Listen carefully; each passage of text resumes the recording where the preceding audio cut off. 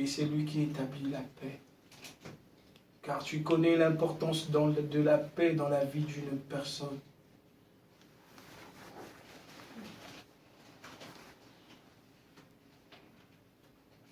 Seigneur, nous te disons merci, car tu as fait des miracles. Seigneur, nous te disons merci, car nos yeux physiques n'ont pas vu, mais nos yeux spirituels croient et ont vu de miracles. Tu dis dans la Bible, dans l'homme, c'est l'esprit. Alléluia. Tu dis dans ta parole, je cherche le vrai adorateur qui m'adoreront en esprit. C'est des gens qui vont comprendre les choses de l'esprit. Merci pour le Saint-Esprit. Merci Seigneur, parce que tu nous as acceptés dans ta présence. Nous te disons merci pour l'amour que tu as déversé, Seigneur. Nous te disons merci pour la protection, Seigneur, par rapport à nos projets, à nos relations, à nos études, nos travails, nos familles. Nous te disons merci. C'est pourquoi nous disons tous que l'honneur et la gloire te reviennent, Jésus. L'honneur et la gloire te reviennent, Jésus. Amen. Amen. Bien-aimés, nous allons passer encore un moment qui nous est agréable dans la présence de Dieu. C'est le moment où nous allons écouter la parole de Dieu. Bien-aimé, cette histoire m'interpelle toujours. Pendant que Marie venait vers Jésus, dit « Seigneur, Seigneur, ne vois-tu pas que j'ai plein de choses à faire dans la cuisine, je suis en train de vous faire à manger. Pourrais-tu dire à ma sœur Marthe de venir m'aider ?» Et Jésus a dit un truc. Jésus a répondu à Marie, Marthe a choisi la bonne part. Amen. Car elle était assise sous les pieds de Jésus pour écouter la parole. Nous ne pouvons jamais grandir si nous n'écoutons pas. La parole que nous écoutons doit nous faire grandir. La parole que nous écoutons doit nous faire réfléchir. La parole que nous écoutons opère des miracles dans nos vies. Mais cette parole peut opérer des miracles que si nous l'avons reçue et comprise. Amen. Amen. Amen. J'aimerais que là où tu es,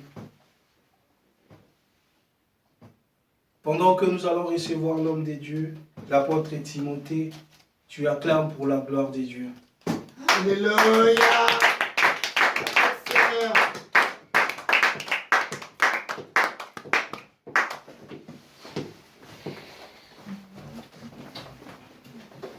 Alléluia.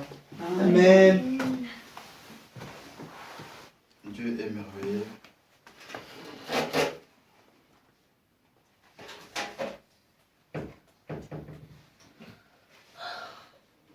Amen. Amen. Là, nous avons acclamé pour l'apôtre Timothée, mais j'aimerais que nous puissions acclamer pour le Seigneur. Nous acclamons le Seigneur. Nous acclamons le Seigneur.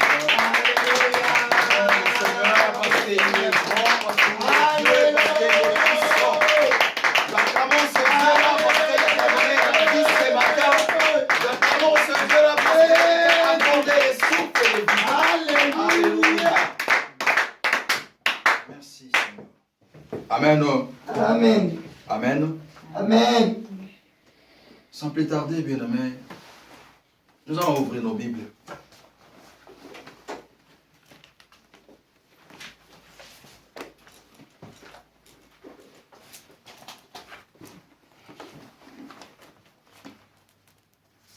Nous avons tous nos Bibles en main. J'aimerais que nous puissions lire. Nous allons lire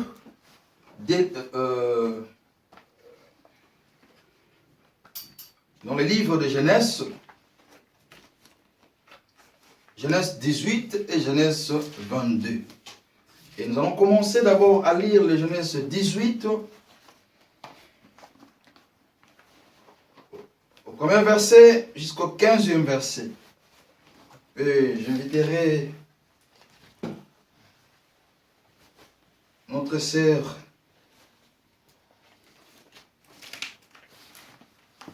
Dorian de nous faire la lecture.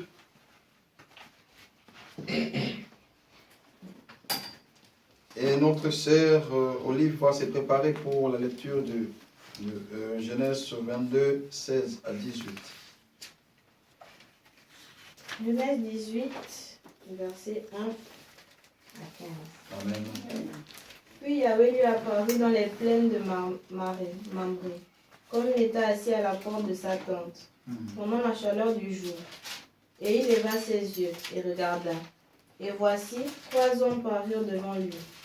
Quand il les vit, il courut au-devant d'eux depuis la porte de sa tente et se prosterna à terre. Et il dit, « Mon Seigneur, je te prie, si je t'ai trouvé grâce à tes yeux, ne passe point outre. Je te prie et arrête-toi chez ton serviteur. Qu'on prenne, je vous prie, un peu d'eau, et lavez vos pieds, et reposez-vous sous un arbre. Et j'apporterai un morceau de pain pour fortifier votre cœur. Après quoi, vous passerez outre, car c'est cela que vous êtes venus vers votre serviteur. » Et ils dirent, fais ce que tu as dit. Abraham donc s'en alla en hâte dans la tente vers Sarah et lui dit, hâte-toi, prends 3 mesures de fleurs de farine, pétris-les et fais des gâteaux. Puis Abraham courut au troupeau et prit un veau tendre et bon, et il le donna à un serviteur qui se hâta de l'apprêter. Ensuite, il prit du beurre et du lait et le veau qu'on avait apprêté, et il le mit devant eux. Et il se tint auprès d'eux sous l'arbre, et ils mangèrent. Et ils leur dirent, où est Sarah, ta femme? Et il répondit, la voilà dans la tente. Et l'un d'entre eux dit, je reviendrai vers toi en ce même temps où nous sommes. Et voici, Sarah ta femme aura un fils. Et Sarah écouta à la porte de la tente qui était derrière lui. Or Abraham et Sarah étaient vieux, fort avancés en âge. Et Sarah n'avait plus ce que les femmes sont accoutumées d'avoir. Et Sarah rit en elle-même et dit, maintenant que je suis vieille et mon Seigneur aussi est vieux, aurais-je encore des désirs? Et Yahweh dit à Abraham, pourquoi Sarah a-t-elle ri en disant, serait-il vrai que j'aurai un enfant étant vieille comme je suis? Y a-t-il quelque chose qui soit difficile à Yahweh? Je reviendrai vers toi à cette époque, en ce même temps où nous sommes, et Sarah aura un fils. Et Sarah le nia en disant, je n'ai point ri, car elle avait peur. Mais il dit, non, car tu as ri. Amen. Amen. Et nous écoutons encore la prière, le livre de Genèse 22, 16 à 18. Et notre sœur Olive va nous faire la lecture. Genèse 22, 16 à 18. Et il dit, je le jure par moi-même, parole de l'Éternel, parce que tu as fait cela et que tu n'as pas refusé ton fils, ton unique. Je te bénirai et je multiplierai ta postérité comme les étoiles du ciel et comme le sable qui est sur le bord de la mer. Et ta postérité possédera la porte de ses ennemis. Toutes les nations de la terre seront bénies en ta postérité parce que tu as obéi à ma voix. Amen. Amen. Amen. Amen. Nous fermons nos yeux, nous allons prier pour cette parole. Seigneur notre Dieu, merci pour ta parole. Tu as dit dans ta parole que ta parole ne sort pas en vain sans qu'il puisse accomplir de miracles dans nos vies. Seigneur, ce matin, nous voulons laisser cette parole entre tes saintes mains. Que la parole d'aujourd'hui puisse, être notre Dieu, croître dans nos vies. Que la parole d'aujourd'hui puisse nous amener, être notre Dieu, dans de bons chemins. Que ta parole d'aujourd'hui, Seigneur notre Dieu, puisse donner de bons fruits dans la vie de chacun de nous, notre Dieu.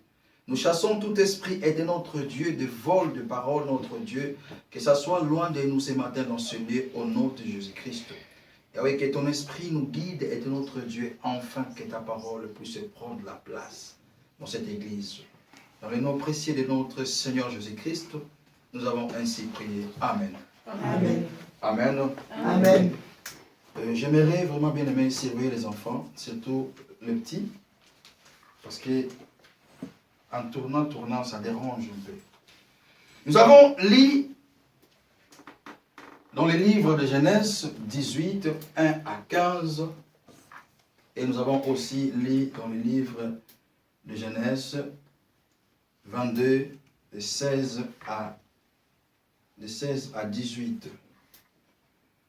Et aujourd'hui, nous allons parler de quelque chose qui est important dans nos églises, de quelque chose qui est important aussi, disons, même dans nos vies. C'est important pour nous. La chose qu'on appelle savoir donner, la chose qu'on appelle l'offrande. Amen. Amen. Nous allons aborder quelques principes qui vont nous montrer comment, quand tu donnes, qu'est-ce qui arrive après. Amen. Amen. C'est quelque chose que nous ne faisons pas ici, dans cette église, mais Dieu m'a mis à cœur que nous devons commencer à le faire. Amen. Amen. Parce que donner, savoir donner, ça ouvre beaucoup de portes. Amen. Amen. Si nous savons donner, bien-aimés, ça va faire accomplir nos prophéties. Amen. C'est quelque chose qu'on peut dire, comment mon offrande déclenche ma prophétie. Comment ton offrande peut déclencher ta prophétie, bien-aimé? Comment l'offrande de cette église peut déclencher la prophétie de cette église? Bien-aimé, nous avons eu la prophétie de cette église. Nous avons commencé à bâtir cette église, toi et moi. Mais peut-être il y a quelque chose qui tarde encore parce que nous ne donnons pas encore. Amen. Tu as eu peut-être la prophétie dans ta vie il y a longtemps. Les hommes de Dieu ont prophétisé sur toi, sur ta vie. Écoute, tu iras quelque part, tu seras ceci, cela, comme ça, comme ça. Mais cette promesse n'est pas encore réalisée, bien-aimé. Et peut-être, c'est toi-même qui tarde cela. Et nous avons des clés que nous allons parler d'ici, très importants, qui va nous montrer comment donner, pourquoi il faut donner, pourquoi il faut se donner à l'offrande. La Bible nous montre, quand nous regardons la Bible, nous montre que Jésus-Christ même lui-même s'est donné à l'offrande pour que nous soyons sauvés aujourd'hui. Amen. Et dans nos vies, lorsque Dieu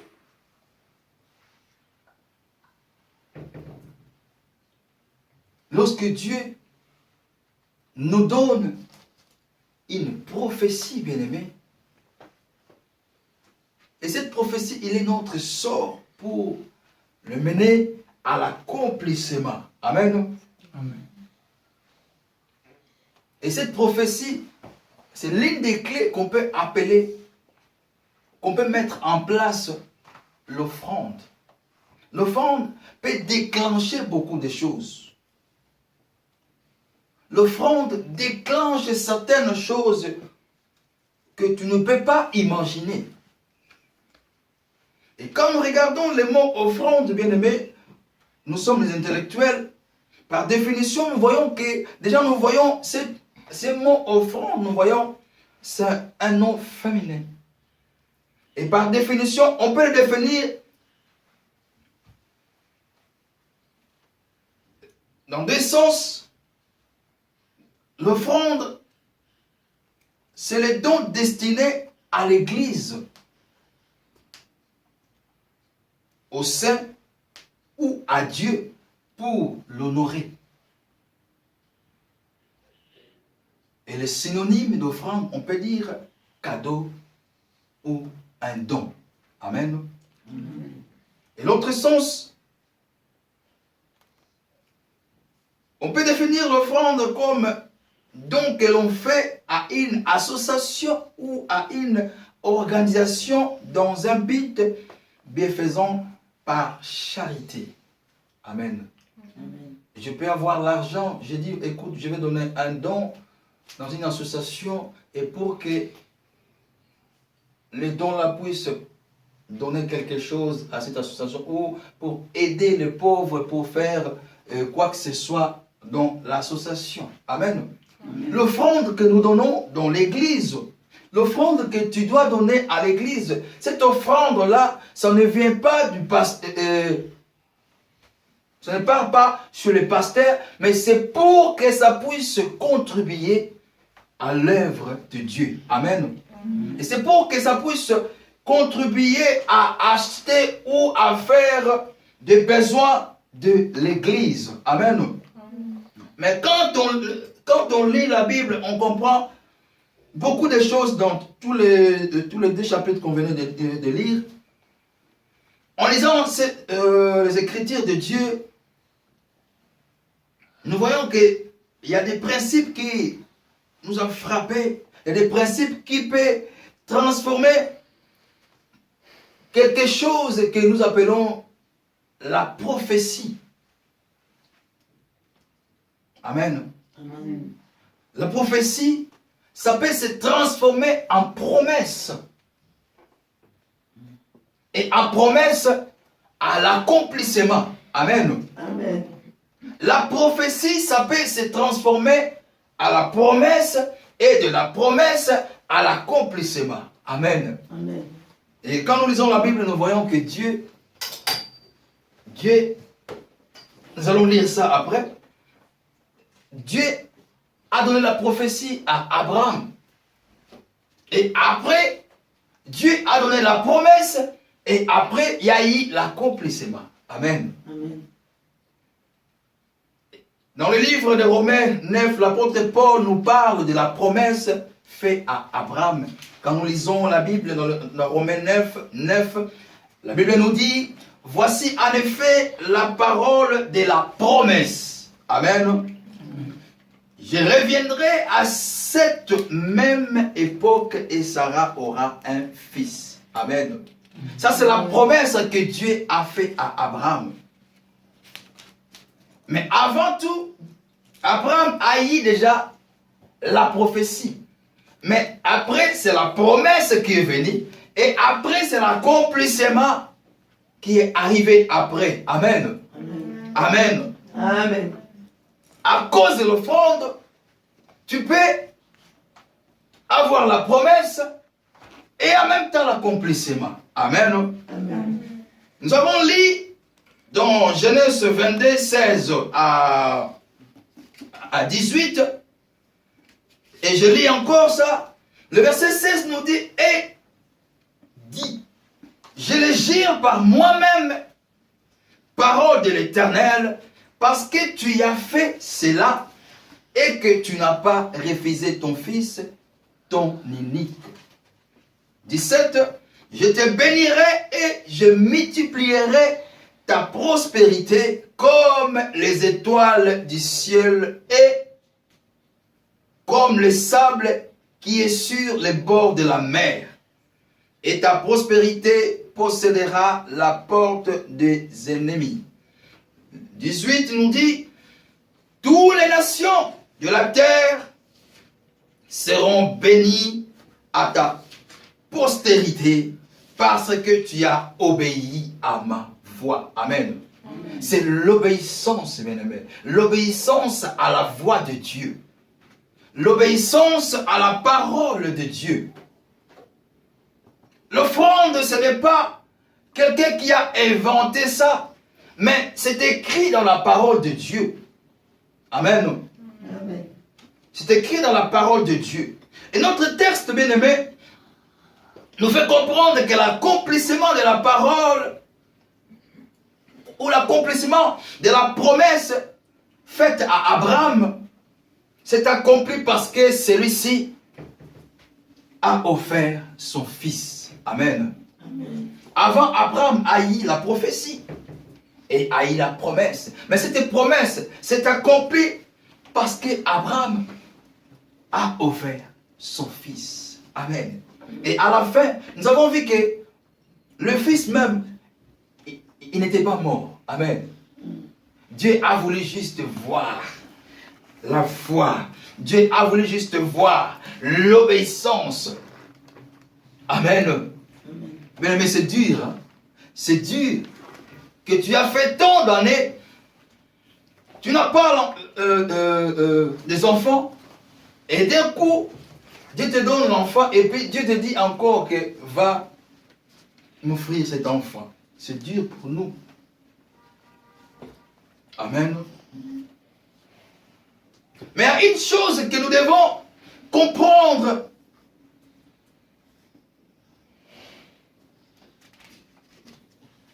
C'est le même Dieu qui dit à Abraham autrement, mais c'est lui qui vient encore dire après, dans Genèse 15, 5, il dit, et après l'avoir conduit dehors, il dit, regarde vers les cieux et compte les étoiles si tu peux les compter. Et il lui dit, telle sera ta prospérité. Amen. Amen. Amen. Amen, Église. Amen. Est-ce qu'on est là?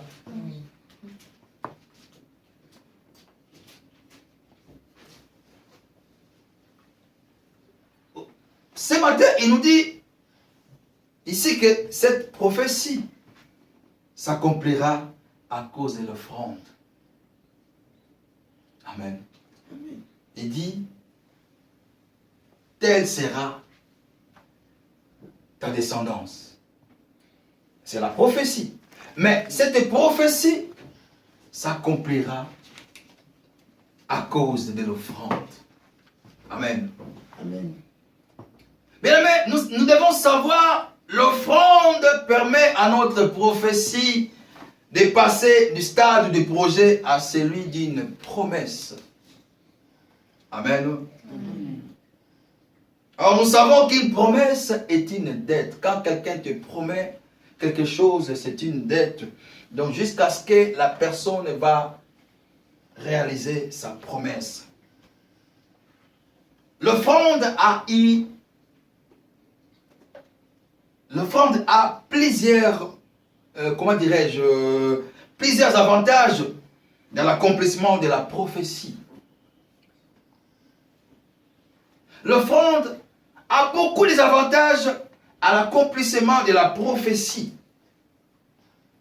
Notre offrande, c'est ça qui fera que notre prophétie s'accomplisse. Amen. Amen.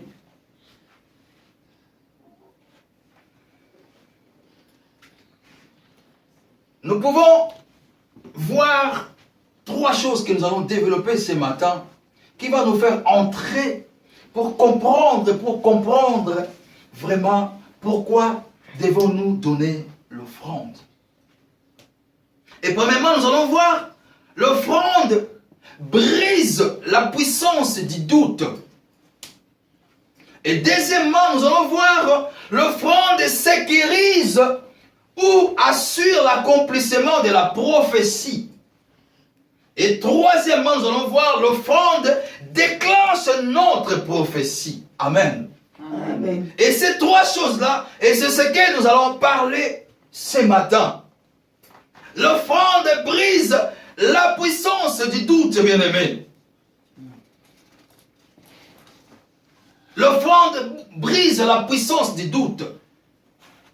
La première chose que nous étudierons, bien-aimé, dans la puissance de l'offrande, c'est sa capacité à briser le blocage provenant du doute. Notre offrande doit briser nos doutes. L'offrande que nous donnons doit briser, même les blocages qui proviennent des doutes. Quand tu doutes, bien-aimé, tu bloques certaines choses.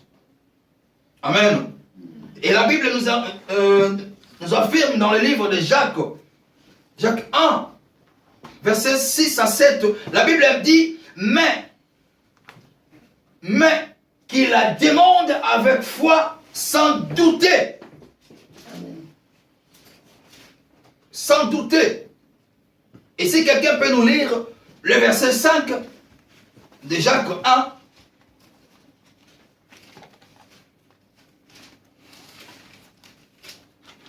Jacques 1, 5. Jacques chapitre 1, verset 5. Oui. La Bible nous dit, si l'un de vous manque de sagesse, qu'il la demande à Dieu, qu'il la lui donnera, car il donne à tous généreusement et sans faire des reproches. Si l'un de vous manque la sagesse, qu'il quoi? Qu'il la demande. Qu'il la demande. Mais dans le verset 6, il dit, mais qu'il la demande avec foi, sans douter. Amen. Amen. Sans douter. Car celui qui doute est semblable au flot de la mer, agité par le vent et poussé de côté et d'autres. Amen. Le verset 7 qui nous dit que tel homme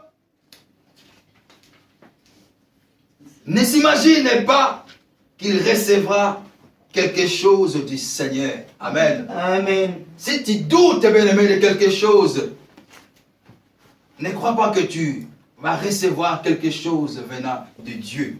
Amen. Amen. Amen. Quand nous donnons les offrandes, quand nous-mêmes nous venons comme offrande à Dieu, bien-aimé, il ne faut pas douter. Il ne faut pas douter, bien-aimé. Parce que quand tu doutes, bien-aimé, tu ne peux pas recevoir quelque chose de Dieu. Tu peux te sacrifier. Oh, je me donne à Dieu. Mais si tu as des doutes au-dedans de toi, bien-aimé, tu ne peux pas avoir quelque chose de Dieu. Amen. Amen. Amen.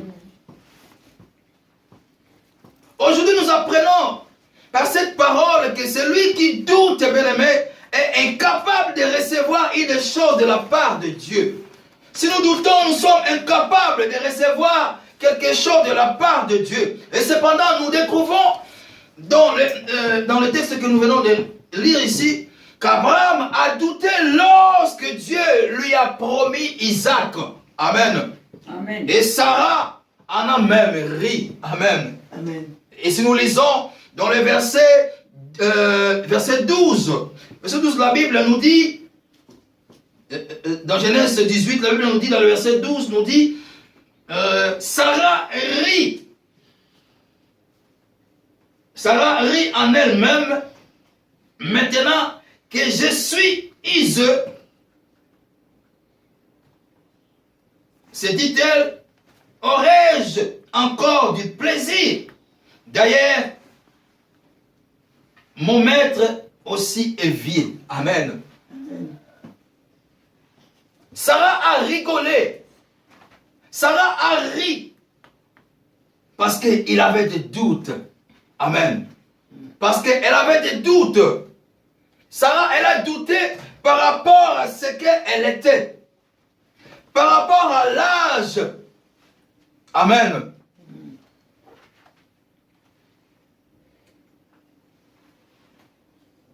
Maintenant, notre message, même les doutes de Sarah n'a pas annulé la parole de Dieu. Amen. Amen. Le doute de Sarah n'a pas annulé la parole de Dieu.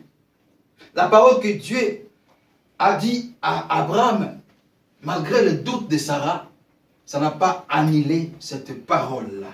Amen. Amen. Malgré nos doutes, bien-aimés, si ton offrande, tu as donné,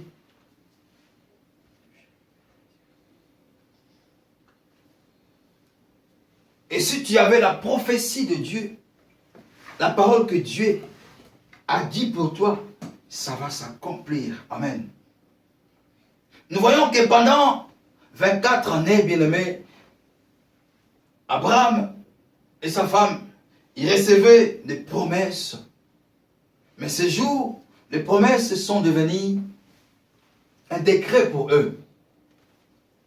En d'autres termes, on peut dire que le fait qu'il avait fait l'offrande à Dieu, et cette offrande a déclenché aussi la prophétie de l'accomplissement de la